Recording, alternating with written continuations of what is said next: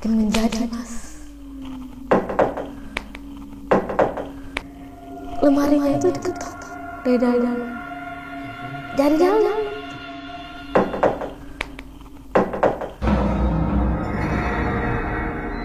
Assalamualaikum warahmatullahi wabarakatuh, teman-teman catatan misteri. Ketemu lagi dengan saya. Di sebelah saya sudah ada narasumber, masih bersama Mbak Ami. Beliau akan menceritakan tentang kejadian yang sangat serem pastinya. Jangan kemana-mana, tetap stay tune di sini di Omong Horor.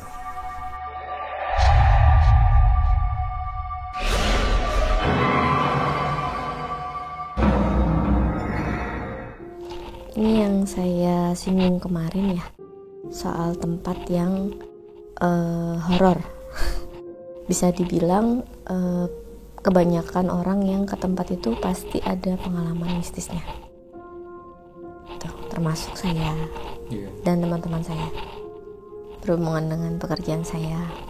Kalau ini ceritanya sebelum saya kerja, saya harus istilahnya dapat pelatihan.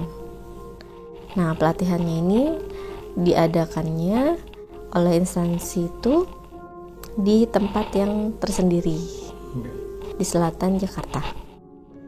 Nah, jadi saya gambarkan dulu ya bagaimana tempat itu. Jadi tempatnya itu berisi beberapa bangunan di satu tempat luas, berbukit-bukit, banyak pohon-pohon besar, pohon-pohon tua, kayak pohon beringin, pohon cemara, pokoknya yang tinggi-tinggi, Mas. Jadi suasananya itu, biarpun daerah selatan Jakarta itu masih panas ya, gerah gitu hawanya, tapi kalau di sana tuh hawanya agak adem lah, agak seger. Jadi saya ceritakan dulu ya, yang bagian pertama ini saya harus menginap di situ selama seminggu. Yang pertama ini seminggu. Saya harus datang ke situ dengan batas waktu sebelum jam 8 malam. Kebetulan dari pagi sampai siang saya ke acara nikahan sahabat saya.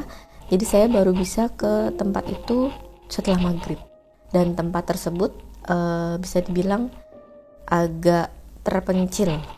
Biarpun jalanan luar badan itu ramai, tapi di dalam itu seperti kota sendiri, seperti terpencil gitu, Mas. Karena dia seperti kampus, daerah kampus.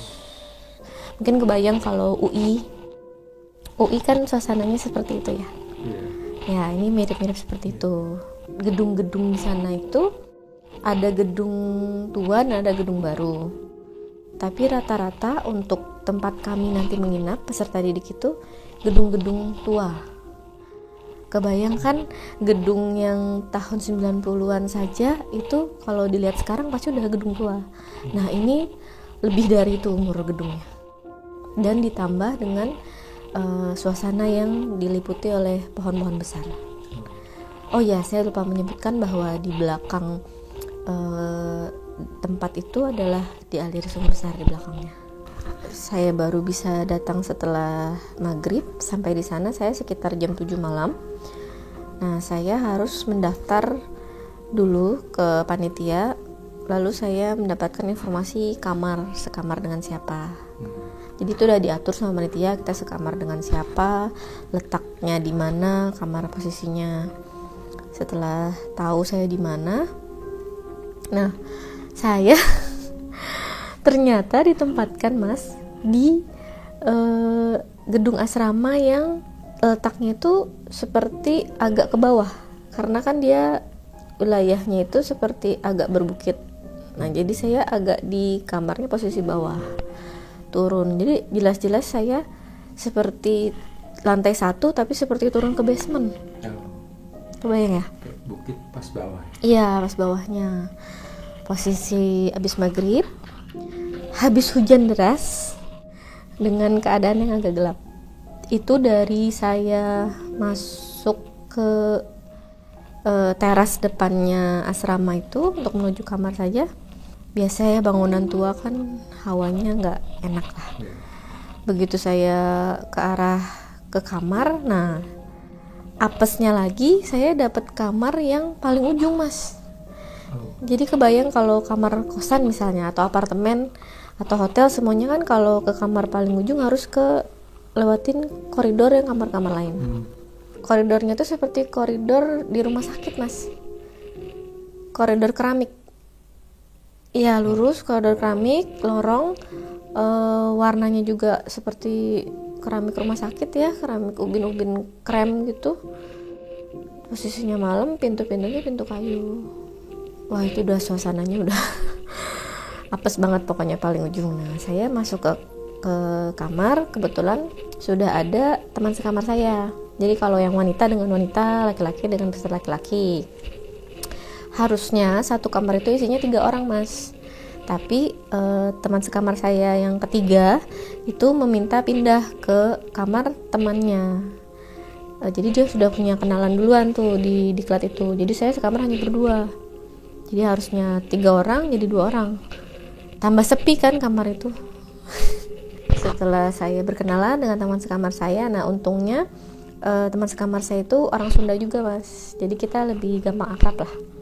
Ya, saya gambarkan kalau kamarnya itu memanjang dari pintu sebelah kiri ini langsung deretan tempat tidur single 3. 1, 2, 3, lalu di ujung kamar mandi dalam. Nah, di sisi sebelah sini depannya tempat tidur ada meja belajar 3 dan lemari 3. Sesuai dengan jumlah orang di kamar. Saya memilih tempat tidur yang dekat kamar mandi.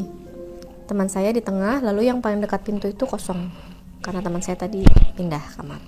Kalau saya gambarkan suasana kamarnya, tahu Hotel Melati ya? Oh iya. Iya, Hotel Melati, hotel kelas 3. Nah, hotel kelas 3 zaman tahun 90-an.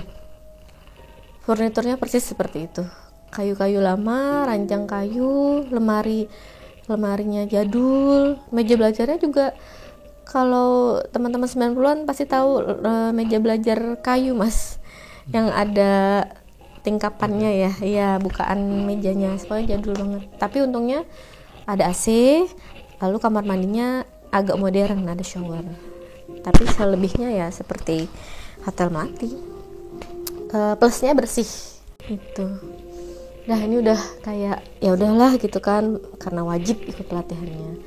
Nah, lalu kita kan kondisinya belum makan ya, posisinya belum makan malam, dan itu belum disediakan makan malam karena masih hari pertama, istilahnya masih pendaftaran lah, hari pendaftaran ulang. Jadi saya diajak oleh teman saya itu untuk cari makan di luar.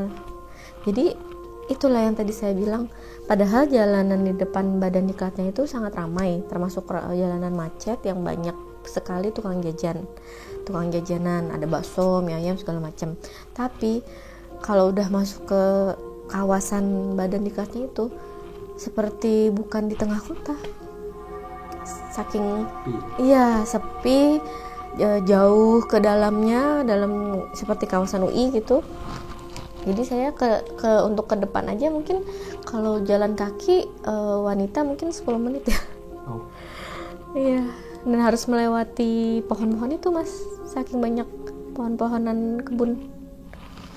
Terus udah saya cari makan. Nah, kebetulan teman saya itu jadi kayak beda bagian dengan saya di kantor. Nah, dia tuh sudah berkenalan dengan teman-teman di kantornya di bagiannya itu. Jadi saya ikut dengan rombongan teman-temannya. Baru biasalah kenalan dulu. Udah kita makan di luar. Nah, ketika kita kembali ke dalam, tadi kan saya bilang kawasannya itu agak jauh dari depan ke dalam. Nah, kalau cewek itu biasanya jalannya agak lama ya, kalau wanita jalannya agak lama. Nah, beberapa ada laki-laki tuh rombongannya juga, jadi kita nyampur pas makan itu. Pas kembali pulang, saya agak ketinggalan di belakang sama teman saya tuh. Jadi kebiasaan siswa yang lebih muda dari saya, yang masih istilahnya masih bersekolah di kampus itu, mereka juga nginep kan, itu memang mereka harus olahraga, Mas. Jadi kayak semi militer, diwajibkan olahraga, tau lah ya. Nah, itu ketika saya berjalan di belakang, di samping kiri saya kan jalannya lumayan luas lah ya, lumayan jalan kampus.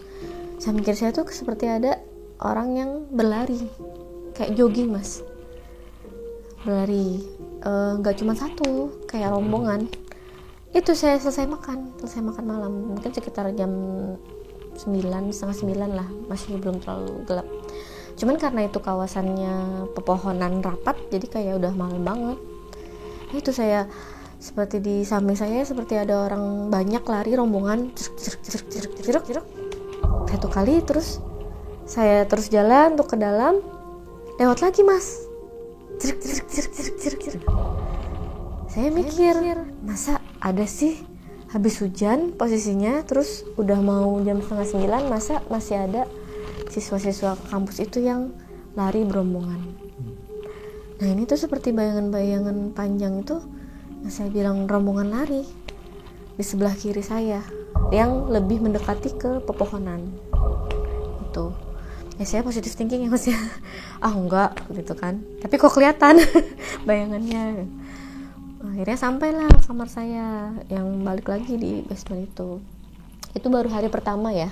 Nah saya juga merasanya tuh seperti diejek mas, jadi seperti bayangan hitam itu, mereka itu seperti mengejek, jalannya kok lama banget gitu lah.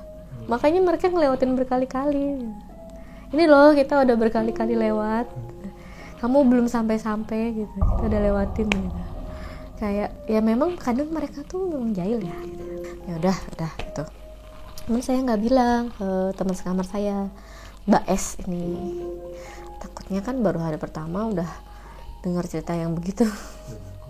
Iya, dan memang senior kami juga sudah seperti mengingatkan ya, nanti kalau di tempat ini hati-hati, jangan sompral istilahnya, jangan bertingkah sembarangan, jagalah gitu sikap sopan santun dimanapun berada gitu. Karena mereka juga sudah mengalami, udah pernah ke situ juga kan, mengalami aneh-aneh lah gitu. Nah itu baru hari pertama kayak gitu. Terus selama seminggu ini ada beberapa kali mas kejadian yang aneh, yang mistis gitu.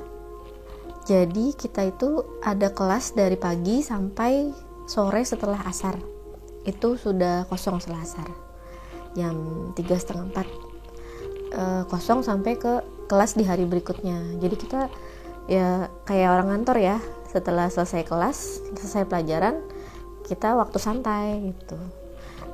Posisinya lagi musim hujan ya, jadi kita saya dan Mbak S itu anaknya, kalau anak zaman sekarang bilangnya hobinya rebahan. Jadi kita jarang keluar. Jadi kalau diajak teman-teman lain gitu yang satu kelas, ayo misalnya kemana gitu, ada yang main ke depan, ada yang mainnya jauh gitu, kita tuh suka nggak ikut. Jadi ya udah kita di kamar aja. Nah kebetulan suatu hari saya sama teman kelas saya nyari makan di depan gitu. Jadi kita kan biasanya dapat nasi kotak kayak nasi kotak rapat ya, kayak nasi kotak besekan lah gitu. Nah kita bosen, nah jadi saya keluar nyari makan. Mbak S ini sendiri di kamar, tapi dia nggak tahu kalau saya tuh nggak di kamar, dikiranya saya di kamar mandi mas. Padahal saya lagi keluar makan. Jadi ketika saya pulang itu dia cerita mas, WhatsApp dulu sih kayak pastiin, Mbak kamu di mana gitu. Pas saya lagi di luar, oh lagi keluar, kenapa? Oh nggak apa-apa, ya udah gitu. Nah saya penasaran kan, ketika saya balik ke kamar saya nanya kan, tadi kenapa kok chat saya gitu kan? Kamu lama banget keluarnya katanya. Kenapa emang? Itu tadi saya kira kamu di kamar mandi mbak. Loh maksudnya gimana? Saya pulang kelas itu langsung lanjut ngebasok lah kan kalau cewek. Kenapa emang gitu? Itu kayak ada yang mandi. Kan kamar mandinya di dalam ya, di ujung. Dia posisinya kan di kasur yang tengah. Ini kasur ujung yang tempat saya, ini kamar mandinya. Terus saya merinding lagi. Saya kira mandi di dalam, kayak ada orang yang mandi dan ada suara barang-barang jatuh, maksudnya kayak botol sampo misalnya kelontang jatuh gitu kan, kita suka pakai sabun cair ya kalau cewek, ada yang jatuh gitu, juk gitu. Panggil lah, Mbak, Mbak, 2 kali, aduh merinding, nggak nyaut, abis itu dia berhenti manggil, langsung dia keluar, langsung dia ke tempat kamar temennya, kamar yang lain sebelah gitu. Saya bingung, saya emang gak di kamar kok. Itu satu kejadian satu. Nah, aduh. Jadi si kamarnya itu ada satu gedung asrama itu ada 3 lantai. Terus ada sebutannya. Jadi misalnya ini asrama 1, asrama 2. Nah, asramanya itu ada juga pelatihan yang lain. Jadi berkumpul di satu waktu tapi di beda-beda gedung asrama. Saya kebagiannya apesnya itu yang itu, asrama itu yang memang terkenal paling horor. Ada, jadi kayak ada peringkatnya gitu mas. Asrama yang 1 itu peringkat ke-1 horornya, asrama kedua peringkat ke berapa gitu, ada tingkatannya gitu horornya. Nah, itu kejadian pertama ya. Kejadian selanjutnya ini kita berdua ngalaminnya. Tempat masih sama? Masih di kamar. Di kamar itu, di asrama itu. Ya kan tadi saya cerita kan kalau kita itu nggak suka keluar, kaum rebahan lah. Jadi kita betah di kamar. Lagi musim hujan juga, males kemana-mana. Mbak S ini dia orangnya tuh mbak syar'i gitu. Jadi orang yang bisa dibilang solehah lah, dia kerudungnya panjang gitu sampai sini dan suka ngaji mas. Padahal maksudnya saya juga ngaji tapi cuma sebentar habis maghrib. Nah kalau dia orangnya habis maghrib, habis isya, habis subuh tuh ngaji. Jadi karena mungkin tempatnya kayak gitu juga ya kita sering-seringin ngaji kan. Iya biar nggak takut. Nah ini waktu itu lagi gerhana mas, gerhana bulan. Mungkin tahu ya kalau yang muslim kalau lagi gerhana bulan itu ada sholatnya, sholat khusus sholat gerhana bulan. Nah teman-teman yang lain itu pada ngajakin untuk sholat di masjid di luar komplek kampus. Tapi masalahnya itu menurut kita tuh agak jauh mas, kayak harus jalan 2 km kurang lah untuk masjid itu. Karena kita kaum rebahan, kita nggak ikutan, kita sholatnya di asrama aja gitu. Biasa kan kita main HP nih masing-masing, dia yang sambil ngobrol sedikit-sedikit. Nah tahu-tahu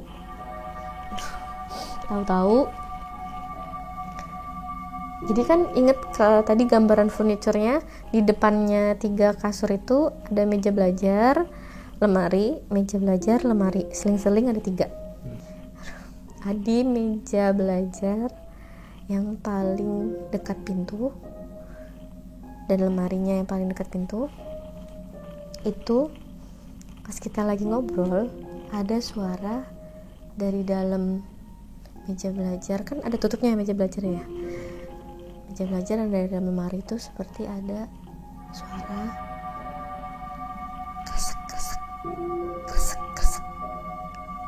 Kita tadinya nyangka itu tikus atau cicak ya kan.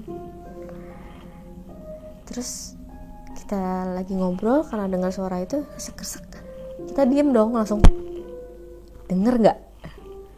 Iya gitu kan. Kita diemin lagi, bunyi lagi kresek.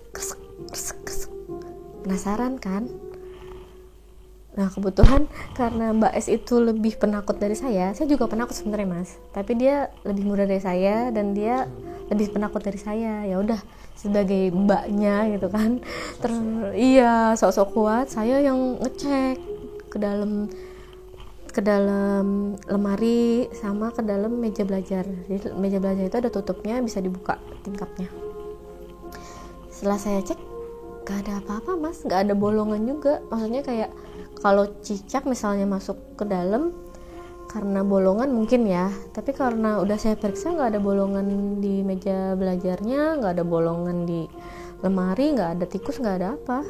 Karena tempatnya itu biarpun jadul itu selalu rajin dibersihkan, memang ada kayak cleaning service-nya di situ OB-OB-nya maksudnya di situ. Jadi nggak mungkin lah sampai ada tikus yang di dalam kamar gitu. Kalau mungkin tikus di daerah luar kamar mungkin masih ada ya, karena kan kebun-kebun taman gitu, ada got-got gitu kan. Udah kita tutup kan, udahlah kita tutup lemarinya, kita pura-pura nggak dengar, pura-pura ngelupain. Biasa kan pura-pura kuat. Makin menjadi mas. Tadinya suara kresek-kresek ya. Habis itu suara ini mas. Udah merinding. Terus kita langsung astagfirullahaladzim gitu. Lemarinya itu diketok dari dalam. Dari dalam. Suara dari dalam lemari.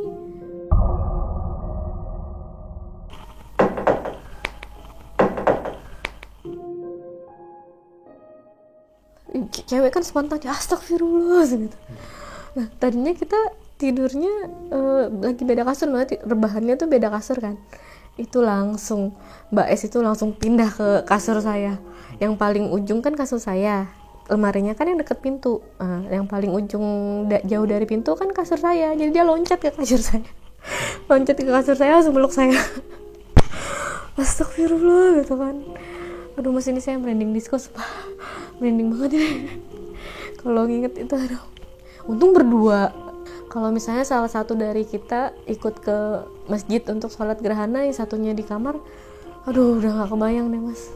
Itu berdua aja kita takut banget gitu kan. Udah, ini masih kayak kalau nginget deg-degan. Habis itu kita langsung kayak ya udah kita tidur sekasur aja yuk, padahal kan kasur single ya. Tapi untungnya saya sama Mbak S itu agak imut-imut lah, mini gitu ukurannya, masih muat untuk tidur berdua gitu. Dan emang dapat selimut dari sananya gitu. Dapat selimut apa kita bawa sendiri? Oh kita bawa sendiri selimut.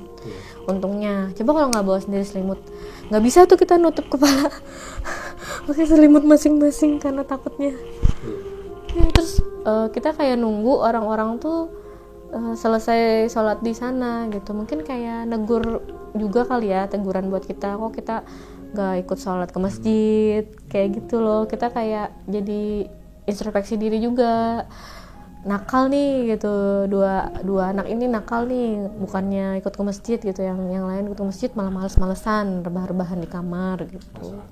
Iya, jadi kayak setelah orang-orang pulang ya udah asramanya jadi kedengeran gitu, ada orang lagi gitu, ada yang ngobrol dari luar, ada yang jalan-jalan ke koridor gitu. Oh ini juga mas, nah ini ke berapa nih, keempat berarti. Cerita keempatnya, tadi kan saya cerita kalau untuk ke kamar saya yang paling ujung itu ngelewatin koridor yang seperti koridor rumah sakit kan mas. Nah itu gimana ya, saya kan kadang-kadang suka abis tengah malam tuh suka haus ya, jadi kayak kebangun haus banget, otomatis kan nyari minum ya, kebangun nyari minum. Pas lagi minum itu pasti kan di atas jam 12 lah, di atas jam 12 karena saya baru tidur sekitar jam 10 jam 11. Di atas jam 12 kebangun pas nyari minum, itu ada orang lari-lari di koridor.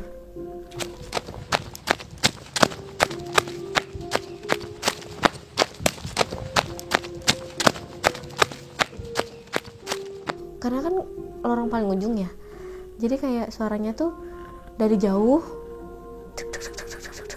sampai ke ujung koridor saya itu, ujung kamar, berhenti, terus dia balik lagi, terus kayak gitu. Kan kita tahu ya kalau suara orang jalan sama suara orang lari itu beda. Ya orang lari itu beda. Suaranya itu suara orang jalan sama orang lari beda. Sekarang mikir, ngapain orang habis tengah malam lari-lari di koridor yang harusnya isinya tuh semua peserta pelatihan yang besok pagi jam 7:30 ada kelas. Ngapain orang lari-lari di koridor? Gak mungkin orang begadang lari-lari di koridor. Kalaupun orang begadang, peserta yang begadang, mereka pasti di kamar masing-masing ngobrol gitu kan. Gak ada yang lari-lari. Itu udah kayak astagfirullah, Saya langsung berusaha untuk tidur kan, pura-pura nggak denger itu. Tapi gimana ya kalau kita udah sekalinya ngeh kalau ada itu gitu, ada sesuatu yang kayak gitu, kita jadi makin susah tidur ya mas. Iya, fundamentalnya itu udah kayak udah dibaca lah semua ayat kursi, al-fatihah, al-ikhlas, diulang-ulang gitu sampai saya capek, baru saya ketiduran lagi mas. Tapi pas di situ saya nggak cerita ke Mbak Es, takutnya karena dia penakut ya, lebih takut dari saya. Jadi saya nggak cerita tuh yang bagian itu. Pas pulang udah kita selesai pelatihan seminggu itu, baru saya ceritain yang terakhir itu, yang lari-lari di koridor. Itu gimana ya, kita denger suaranya, nggak ngeliat wujudnya aja tuh udah serem. Kayak tadi yang cuman suara ngetok, suara barang-barang jatuh aja udah lumayan kena mental lah kalau ini. Apalagi yang saya bilang tadi, suasana asramanya itu seperti itu gitu, pohon-pohon besar, gelap, musim hujan. Kalau depan sih katanya tadi rame, tapi kan begitu masuk ke lingkungan seperti kawasan seperti kampus itu kan, kompleks itu, jadi ya tahulah suasana di kampus itu seperti apa. Bangun lama, tinggi, gelap, nggak semuanya ada lampu. Dan ya kalau mau minta tolong pun ke security juga jauh itu. Iya. Karena orang yang bisa menenangkan orang-orang di situ pasti ya security, karena orang di situ gitu. Nah, saya mau nanya yang tadi itu apa? Paling serem menurut saya sih yang diketok pintu dari dalam lemari ya. Itu paling merinding juga. Serem tuh, karena kalau ngetok pintu dari rumah tuh banyak ya.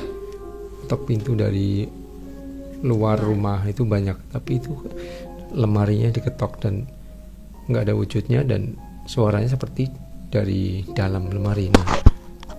Belum sempat dibuka. Yang sebelumnya kan udah dicek yang waktu kresek-kresek gitu. Oh iya, itu kenapa kita mikir mungkin ada cicak atau tikus, karena kalau lemari kayu lama itu ada seperti alas koran bekas. Jadi kita kira kalau ada cicak atau tikus atau serangga, kresek-kresek itu kresek-kresek korannya. Tapi kita udah cek, bener-bener saya cek, itu nggak ada bolong juga dari luar untuk tikus masuk. Iya sih, itu serem. Kita malah ngumpet di balik selimut masing-masing, tapi satu kasur. Kejadian masih di satu kamar itu ya? Iya, di kamar asrama kami. Iya. Sama. Yang tadi saya bilang di koridor, paling ujung koridor, dan posisinya seperti agak di basement di bawah. Mungkin udah cukup ya. Yang saya tanyakan ya cuman bagian itu, karena itu menurut saya yang paling serem, teman-teman. Dan Mbak Ami masih punya lanjutan di tempat yang sama ya, Mbak? Tempat yang sama, tapi lebih banyak ceritanya karena itu masa pelatihan yang 3 bulan. Oh iya, nah yang tadi itu adalah pelatihan atau diklat selama seminggu. Iya, 1 minggu. Seminggu, jadi kejadiannya ya lumayan juga, tapi ada lagi yang diceritakan di tempat yang sama, tapi yang pelatihan atau diklat yang selama 3 bulan. Dan ini lebih ngeri ini, karena udah nampakin wujud yang sangat mengerikan. Nah, itu dulu aja, nanti nextnya tunggu aja di Omor ini. Dan terima kasih teman-teman udah menonton. Jangan lupa like, comment, dan subscribe Catatan Misteri. Ini adalah program baru ya, Omor, omong horor, dan pastinya ini kejadiannya real, apa yang dialami dari narasumber kami. Nah, kalau teman-teman punya cerita yang serem juga yang pengen diceritakan, boleh nanti komentar di bawah di channel ini. Nanti akan saya respon kelanjutannya. Nah, untuk episode ini sekian. Untuk Mbak Ami, terima kasih. Nanti saya tunggu yang nextnya yang seremnya. Oke, terima kasih teman-teman. Selamat malam. Tetap di Omor, omong horor.